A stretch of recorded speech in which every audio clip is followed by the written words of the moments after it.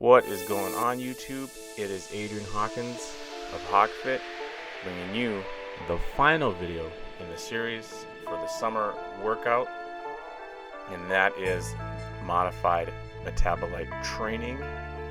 So hopefully so far this series has been helpful to you and just looking at different ideas, different volumes, different set rep schemes for training, and kind of playing with the idea that you don't have to commit to 100% a training style. So for instance, like it's titled modified metabolite training, but rather it's just a modified version of it. That being said, I did get a question about this in my Instagram, and that was should you be concerned about pushing heavy weights while doing this type of training?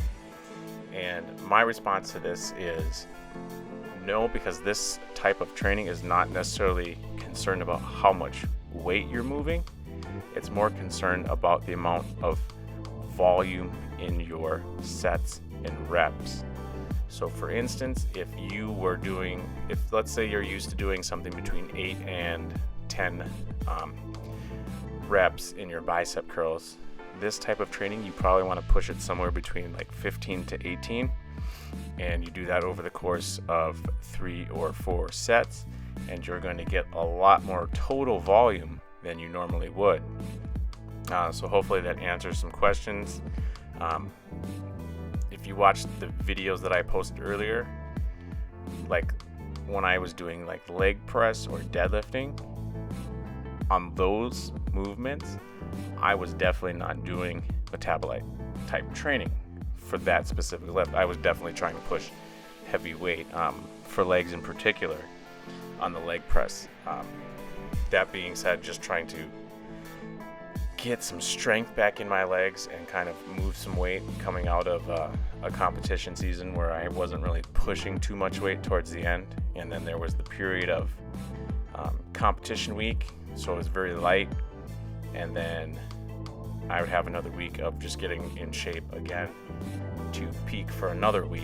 So there was a couple weeks, about 6 weeks, where my weight was just really, really light.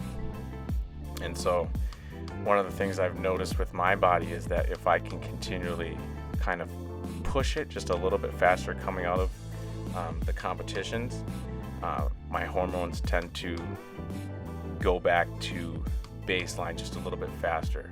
And I think I mentioned that in a previous video that I uploaded, just talking about hormonal recovery. And I know that that answer was a little long-winded and there was a little bit of a rabbit trail in there, but hopefully that answers your question about the type of training and what you should be focusing on. And then since we're at this part in the video, I kind of want to quickly address this. Upright rows is something that I probably haven't done in like 2 to 2.5 years, and the reason for that is because every time I did it, especially when I got heavier with the weight, I would experience a lot of pain in my wrists and forearms. So it was one of those lifts that I just eventually ended up throwing out completely. But after doing some research and kind of reading what other bodybuilders have went through, I found that if you have longer arms, then obviously you're not going to be as close as people with shorter arms. And that's one thing when I was younger I didn't realize. So if you have pain and you are a little bit of a person who's taller or just has longer arms, try widening your grip a little bit.